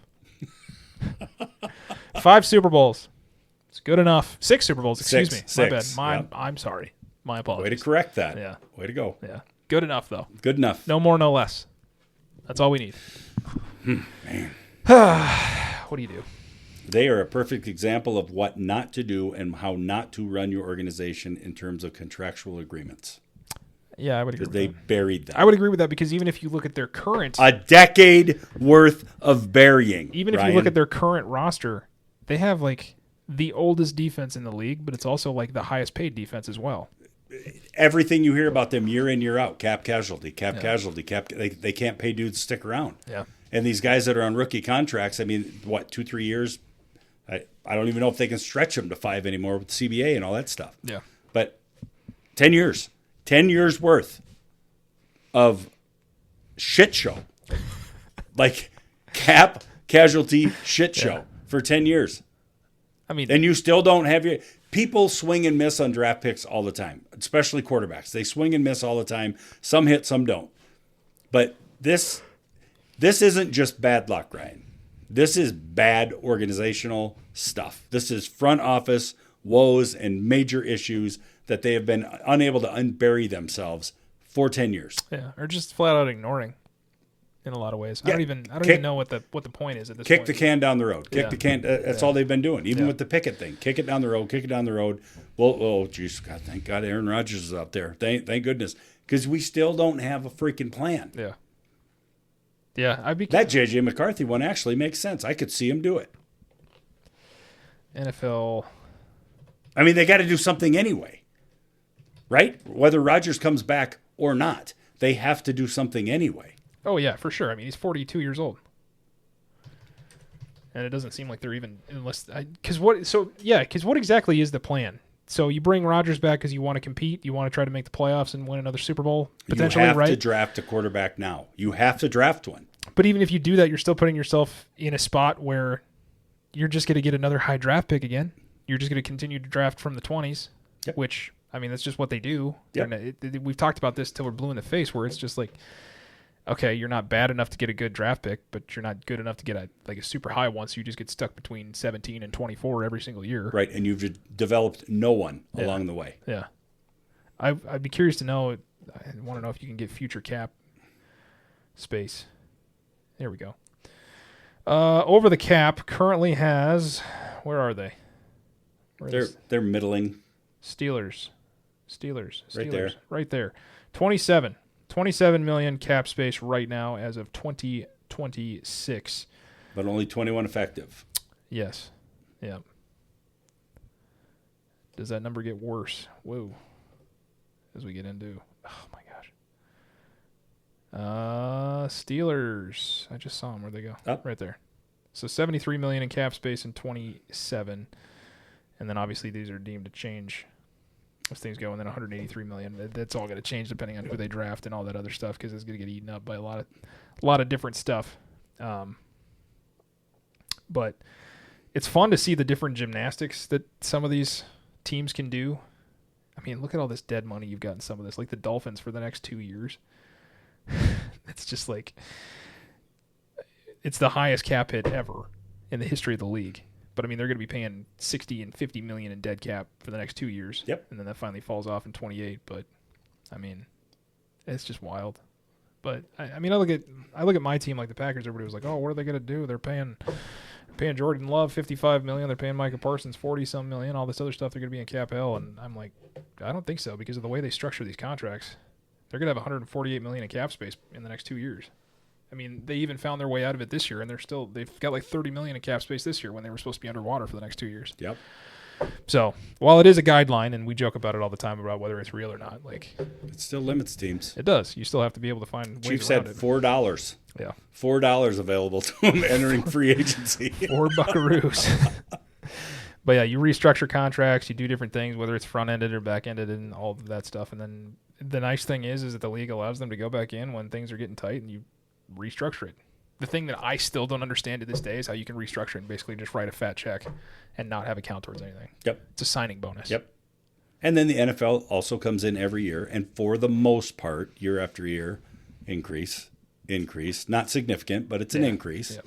So it gets you off the hook in some regard. I think it's up over 300 million this year. And I know that these teams are paying and restructuring and doing all that in anticipation of things going up. The NFL increasing the cap. Yep. So it's when the NFL came out 1 or 2 years in a row and said, guess what? We're not increasing the cap these 2 years. And then, right. And all of a sudden it's like, ooh, big name on the market. Big name available on the market. It's like, oh, yep. Yeah. Caught up to you. Oh, well. But, yeah. I think that's the show. No, is there anything else you want to talk about? No. All right. Oh, jeez. No, I'm good. Right. Good. Very good. I'm just dying in anticipation if you're just going to close it or if we're going to carry it on like last time. It's everybody's favorite part. Yeah. Yeah. Yeah. No. When is the draft? Is what, 2 weeks away? Is the 23rd the wrong date? Am I giving you the wrong date? NFL draft. 2026. Whoa. Day. It's the week of the 20th or something like that. 23rd. First round. Thursday, April 23rd, 8 p.m. And then each day after that. My sports consumption has not decreased. Hey! I knew the draft was on the 23rd. Raiders, Jets, Cardinals, Titans, Giants, Browns. Raiders you can take off. They're done. They picked. They're done. We're starting with the Jets. Commanders, Saints, Chiefs, Bengals. Look at those Chiefs hanging right there, number 9. Dang, girl. You suck ass for a year. You get a good draft pick. Back into the top 9. We'll blow that one. Yeah. Or we'll trade out of the first round for some cap casualty, for some draft capital. We'll trade right out of the first. Everybody's talking about edge rusher. Everybody's talking about how this draft isn't going to be all that good, yada, yada, yada. Next year's the draft. I feel like I always hear that. I feel like I always hear that, right? So next year's the draft for quarterbacks. Next year's the draft for this. This is a pretty, subpar draft. Talent's not very good, whatever. And then we get 5 years down the road and they look back at the 2026 draft. And they're like, that might be one of the best draft classes we've ever had. Correct. Because the 1 year, 3, 4 years ago, whatever it was, Justin Jefferson's class. Yeah. Horrible draft. Like, we got nothing. Yeah. We got nothing coming out for QBs. I mean, there may be 2 or 3 good guys. Turned out to be a phenomenal wide receiver draft. Yeah. Like, amazing. Yep. I love that. I loved it. I freaking love the draft. Football is here. You think the Cowboys should stay put and just draft at their 2 spots, or do you think they should do something with that extra first-round pick? They can get tremendous value where they are. I am still a firm believer that within the top 15, you don't just have to go with best available. You can address a team need in the top 15, and they should be, Ryan, a day one starter. Okay. They should be there is value there to be a day one starter in the top 15. Okay. Chiefs have another one at 29. Do they trade out of that? They're going to trade out. Yeah. They'll trade out of the first round for that and acquire probably an additional second or potentially a third, because they've had a lot of success in the third round. So they'll trade out of that one. So those look like the only 2 teams that have 2 first-round picks. Because roughly when you hit 20, maybe 22, then the best available starts coming up, right? Because if you really need your guy and you really need something for team need day one starter, you are fighting like hell. If you're back there in the 20s, you are fighting like hell to get up inside the top 20 to try to get your guy. And then it just becomes kind of best available. Yeah. And you still find gems. There's still gems in there, whether it's best available, where it's somebody you've been following since the Senior Bowl, somebody you've been following for the last 2 years of their college career. There's always these guys you fall in love with, right? And you're like, God, I just hope they follow us. I hope they follow us. So it's not always best available, but really the day one starter thing, I have always been a firm believer of about 15 through 1. There's your day one starter guy. Okay. Yeah. And excuse me, there's multiple teams here that have 2 first-round picks in this year's draft. The Jets, the Browns. There's your Super Bowl champion, Giants. Yeah, maybe. Yeah, hat's in the mail, so it's on the way. I mean, they're going to go from they're going to go from the 5th pick overall into a late postseason run. I look forward to it. You act like that's never happened. Not with them, it's not. Because didn't the Patriots just pick like 3rd overall last year? Look who's behind them. Look who's behind them. Right, the Cleveland Browns. Yeah. Okay. Yeah. So the Jets have 2 first-round picks. The Browns have 2 first-round picks. The Dolphins have 2 first-round picks. And then, as we mentioned, the Cowboys and the Chiefs. I think this could be a fun little first round here. I think we could see a lot of trades, a lot of different things going on here. People moving up, moving back. Is that 29 for the Chiefs? Is that for McDuffie? Yes. That's the McDuffie trade. Yep. They were already 9th because they just sucked. Cool. Tight. But yeah, so multiple teams, somehow the Rams, who acquired McDuffie, are still sitting here with the 13th overall pick. NFC 1 seed. Yeah. So coming in this year, NFC 1 seed. Now that I know that, I guess I didn't realize they had another first. Not bad. You give the Rams? Yeah. You get McDuffie and you get to keep your 13th overall. Right, and considering how far they fell behind with the Goff-Stafford trade, where it's like, ooh, that was organizational suicide. No, they're recovering nicely. That's a well-run organization. Correct. They're recovering nicely. Yeah, because they kind of had that one year that was kind of a lull. Stafford was hurt a little bit or whatever, and they didn't. And since then, it's just been like, even I thought maybe after Aaron Donald left, they were going to be maybe not as great. And they found a way to stay relevant. They have not been. I would argue that they have not even fallen to an average football team since their Super Bowl win. Probably not. Yeah. They're still good. Very well run. Yes. Probably one of the best outside of. I mean, look at that entire NFC West. I mean, minus the Cardinals, everybody over there is pretty well run. So, man. How many? Give me a year when Cleveland didn't have 2 first-round picks, and then give me another year when Cleveland didn't completely shit the bed with both their first-round picks. I don't know. Whatever that year was when they beat the Steelers in the wild card round. Man, we've got well-run organizations, and then we've got the Browns. It's just amazing to me. And I was saying the same thing about Jacksonville. Like, for a long time, Jacksonville was picking one of the first 3 on the board, draft every year, and it's like, why can't they get out of their own way? But had some success last year. Cleveland Browns all-time draft history. First rounder, Mason Graham.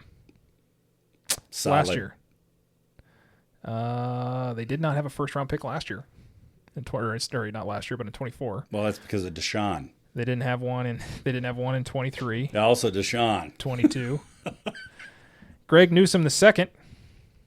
Is that guy good? Never heard of him. Heard of his dad. That Ozzy? Ozzy boy? Probably. Yeah. Greg. Jedrick Wilson Jr., tackle. Can't say that I've heard a lot from him. Might be in Germany, No first-round pick in 19. Baker Mayfield and Denzel Ward in 2018. Yeah. Mm-hmm. So those are actually a couple of good picks there. Myles Garrett, good pick. Jabril Peppers. And Njoku, he was a first-round pick? Yeah. Wow. That was a good year for them. 2017 didn't really amount to much, but I mean, at least you got Myles Garrett. That guy's a freak. Thank you for proving my point.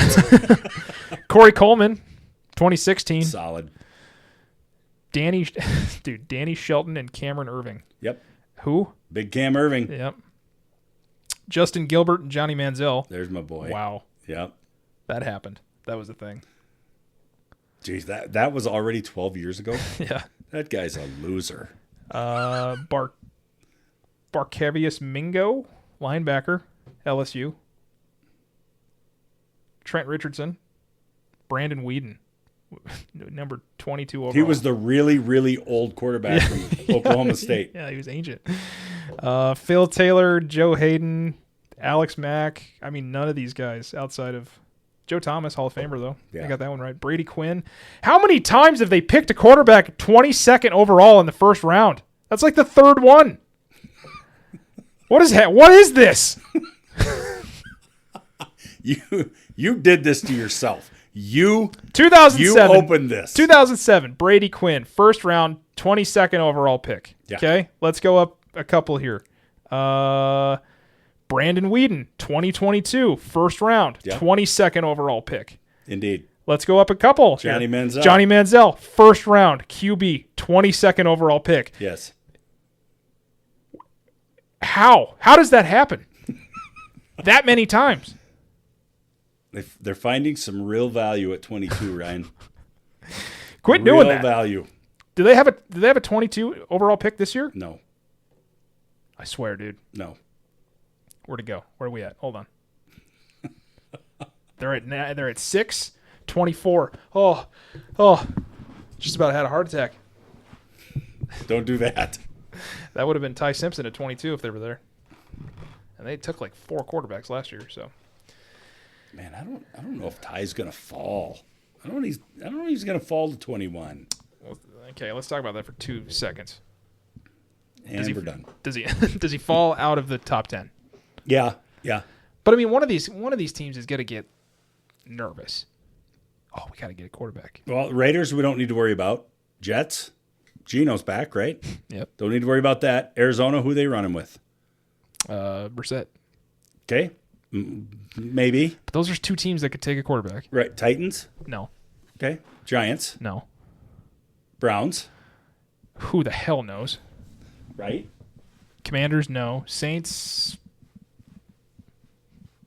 They still think Rattler's their guy, don't they? no. It's No. Tyler Show. That's right. Chiefs, no. They might. Bengals, no. Dolphins, no. That would be a total Chiefs move. If they took Ty Simpson? No, But they just draft a quarterback with the number 9 overall. They just took Justin Fields. Yeah, I know. It would be a real Chiefs well, thing to he's do. not really a quarterback. But Bengals, no. Dolphins, no. Cowboys, no. Rams, no. Ravens, no. Bucks, Jets at 16 again? Maybe they take... Maybe. I mean, that seems... Jets at 16 seems okay. Let Geno journey for a year. Pittsburgh, 21. He could fall there. Oof. Here's the deal. They need to take a quarterback. Pittsburgh? Yes. No, I agree. I don't know that if that's the guy you're looking at. I don't know if that guy's going to be there. He could. I mean, realistically, there's only about 3 teams that would take him. The Jets, Cardinals, and maybe... I don't even know. Maybe the Browns? Right, but there's a handful of organizations there that actually do prepare for future. And if they like something about this kid and they're looking at a developmental player, let's sit and let's let him get coached up for a year or 2. While I agree, they can pull the trigger on While that. I agree, the Chiefs are not near that need to prepare for the future. No, they don't. The Bengals are not there unless they're worried about Joe moving. Maybe. Which he could, which I would not blame him. Dolphins, no, they're clearly in a different realm right now. They might be playing for next year. Cowboys... No, they got too much defense to put together. Now, the Rams, there could be an argument made. Could. Not the Ravens, and not necessarily the Buccaneers. You could make an argument with the Lions. You could make an argument with the Vikings. Yes. Not the Panthers, not the Cowboys. Why not the Panthers? Well, they got Bryce Young. Well, exactly. And he played decently well last year. I guess. We'll give him that. We'll give him that. So, I mean, there's an opportunity there for him to get picked up there, but I think there is a realistic possibility if we get to 17 and Ty Simpson is still there. I think the Steelers have a 98% chance to get him. Yeah, possible. This will be fun to watch now. Now it gives me something to really lock in on. Ty Simpson to the Steelers? It does. Now, what happens if he drops to the Steelers and they don't take him? Then you know what? Then we're going to come right back on here and we're going to blast Pittsburgh all over again on the next episode. That's going to be so much fun. I think that is the most interesting story out of all of this. I think dear Pittsburgh, you do not have a greater team need than securing something for your quarterback position. You don't. Yeah. Don't tell me about linebackers or DNs or any of the above. Corners, because I hear Steeler fans, we don't have any good corners. We don't have any corners. You don't have a signal caller, period. You don't. Yeah. And even if Rodgers comes back for a year, you have to freaking pull the trigger on a quarterback. Yeah. You don't have an excuse, and I will blow you up on this podcast every single week. Yeah. Yeah, I think that's definitely the most gripping storyline, because you always look for one of those. Last year with Shadur, where you're like, what's happening here? And then all of a sudden it's like the 5th round and he still hasn't been taken, and you're like, okay, now I wonder if he even gets drafted. All that stuff. Over the years it's been different players that have fallen, whether it's Aaron Rodgers or Johnny Manziel, who everybody kind of thought the Cowboys were going to take him in the top 10. Yeah. Whatever else. But I do think that one's interesting. I'm interested to see where Jeremiah Love goes from Notre Dame, the running back. Just because he's a running back. Yeah. Are we still overvaluing him? Undervaluing? Where do running backs fit in the first round? Because historically, since Saquon, there hasn't been a ton that have been taken first round. He'll roll in the top 10. I always thought Jeremiah Love was going to be a Chief, but then they went out and got Kenneth Walker, and I'm like, well, that's over now. Well, I was glad because I didn't want him to use a number 9 pick on a running back. Yeah, and plus, I know Love is great. I get it. A lot of mileage, though. A lot of mileage. I know. But damn it, we held on to 32 and got Clyde Edwards-Helaire in the first round. Look how that worked out. Yeah. So you think he stays in the top 10, Jeremiah Love? Yes. Where would you place 8. him? To the Saints? Yep. Yeah. That's not bad. Commanders, maybe? Potentially. I mean, Browns are always looking for somebody. Cardinals are always looking for somebody. They really are looking for somebody. Yeah, I don't know. Cardinals just re-signed Connor, didn't they? I mean, he's there. James Conner? Yeah, he's solid. The guy that scores 1-yard touchdowns? He's solid. He'll end the year with 50 yards and 6 touchdowns. Works. Yeah. Gets the job done. Commanders, I think, have somebody that I can't remember because they got rid of. Robinson. It's the heck's his name? They called him Bob last year. He's got 3 names. Oh, well, they got rid of Robinson, right? Yeah. But Brian Robinson? Yeah. Anyway, they have a running back. The Giants, are they really just going to run Scattaboo out there? I mean, if you compare the two together, they are. Till With John Harbaugh, they are. Till his brains turn to mashed potatoes. Hell yeah. If they're not already there. John Harbaugh, let's go. Turn and give it to that boy. Give it to that bell cow. Give it to him. Until the big game. Did you just save yourself from say a white boy? No. I don't even know what the hell I said. All I know is John Harbaugh, turn and give it to the boy, to the big boy back there, old Scattaboo-boo, and let him go. Yeah. Yep. All right. Very good. Well, fun stuff. That's going to happen in what do we got? 2 weeks. 2 weeks? Yep. 2 weeks from today? Yep. Whoa! Crazy. Awesome. Past number 1 picks. That was there the whole time. Cam Ward, Caleb Williams. Hey, real quick. I know you're trying to close, but you don't ever close. So, what do you think about Fernando? I love that song. Not arriving, not being present in Pittsburgh? I think it's very Fernando. I think it's very on brand. I'm a little bit perplexed by the number of people who are so ass hurt about Fernando not being present at the draft. So what? The dude has shown you numerous times that his family is the number 1 most important thing to him. Why does he need to be there? He doesn't. Why are people so worked up? I don't think Cam Ward was there last year. Do you think all of the people who are attending the draft are attending the draft to see Fernando get drafted drafted number 1 overall? No. Like, what is the issue, No, it's people? in Pittsburgh. Get over yourself. 90% of those people are going to be there to see who Pittsburgh takes. So what? That's the other thing, though. This draft is in Pittsburgh. Yeah, right. If they don't take a quarterback at the opportunity to do so, We're going to blow him up. dude. We're going to blow him up. Yeah.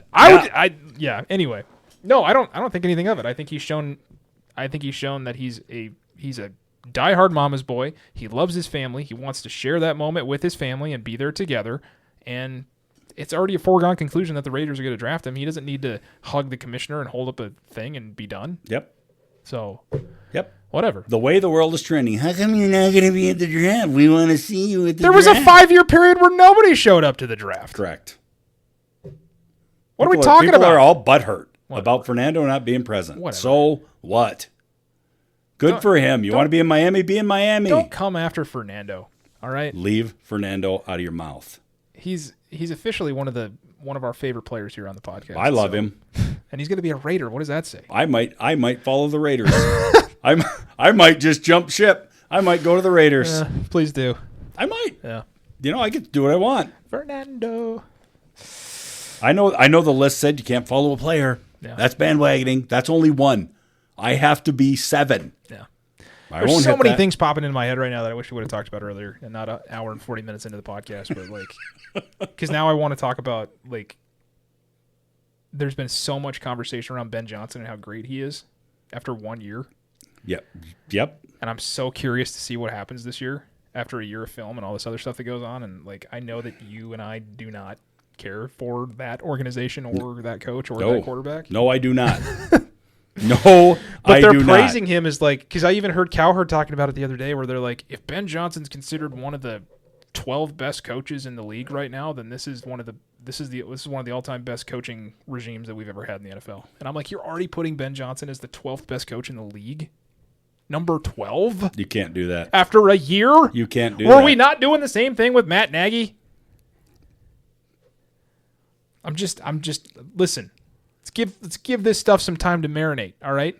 Were we considering Dan Campbell at the top of the list for those 2 years they were relevant? Now what's happened? Mm-hmm. Kind of the things that we thought. All right, now you got to kind of switch up coordinators and do some other stuff, and maybe you're just more of a rah-rah guy, not an X's and O guy. Yeah, you're going to find out. You're going to find out Ben Johnson here this coming season. I'll be interested because there is I was reflecting on it. And there's a whole season worth of your tape now, a whole season of your tendencies and all your stuff, and these guys are freaking brilliant on the defensive side, getting ready to play you, and they are brilliant, Ryan.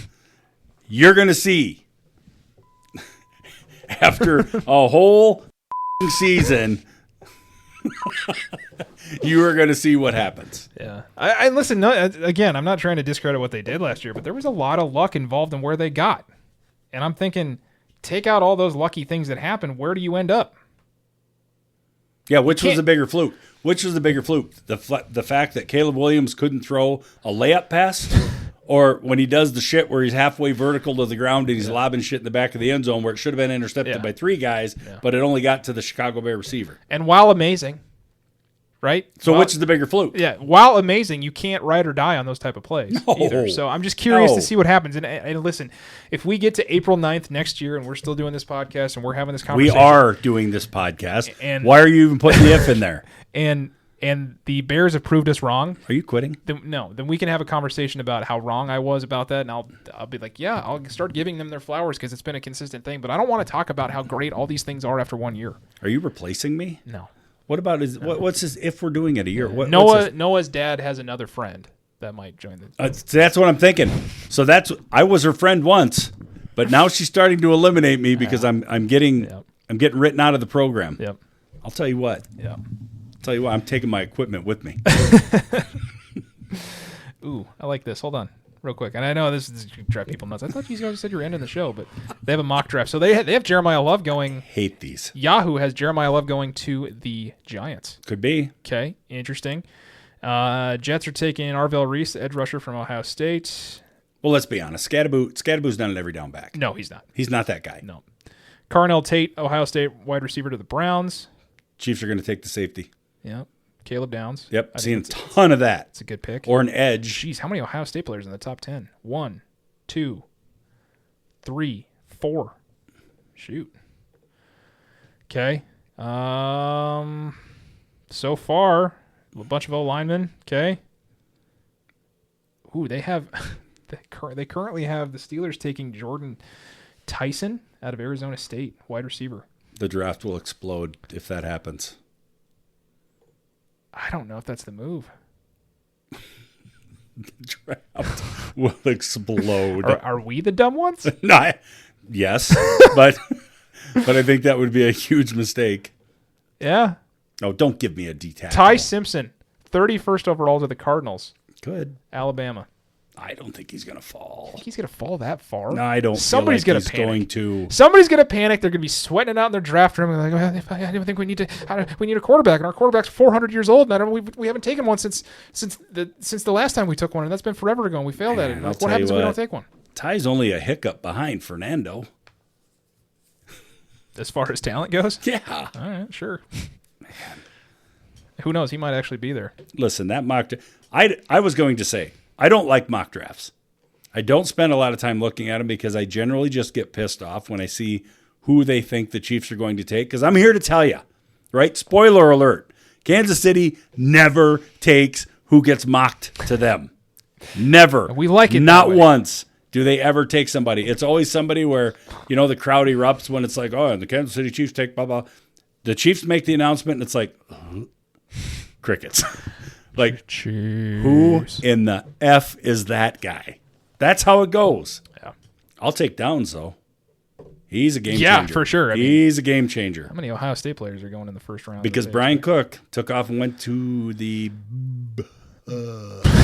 Bengals. Where the hell did he go? I don't know. He went somewhere. That might be the other game I played during the draft is how many Ohio State players go in the first round. Because right now they've got 1, 2, 3, 4, 5. Okay, maybe it's only 5. 5. All right, I exaggerated that a little bit. That's still kind of good. It's not bad. That's a lot. That's, It's a lot. That's like a fifth of it. 5. Yeah. I mean, it's damn near half your starting lineup. For what? Offense or defense, whatever you want to Okay. call it. There's only 11, Ryan. I thought you had 22 starters. Okay, smart ass. I'm just saying. I'm just making sure. Yeah, we're I'm playing just the right saying. sport. Anyway, thank you guys for listening to the show. Much Appreciate appreciated. If you want to follow us, we're on Twitter. We're on Instagram. Those links are listed below in the description. If you want to support the show, you can always buy a shirt. tpublic.com. That link is also listed in the description. If you want to be a part of the show, you can send us a comment on your podcast service of choice. You can also email us at thearmchairauthority@gmail.com. If you choose to do so, you might be the first, I think. Because, we're just a little podcast doing little things. Big things. We're just the little people. And I was going to see if we had any comments, but this thing doesn't want to load, so that's always fun. That means that we don't. I didn't get any updates on it, so let me just give it a minute here. 3 dots. Pulsating. Contacts. Pulsating. Anyway, we do enjoy it. We enjoy you guys listening. Thank you so much. We will be back next week with some more awesome content. But until then, you guys be safe out there, and we will talk to you guys next time. They know the game, but they're keeping it fun. Poking fun at the stats, they're second to none. From fantasy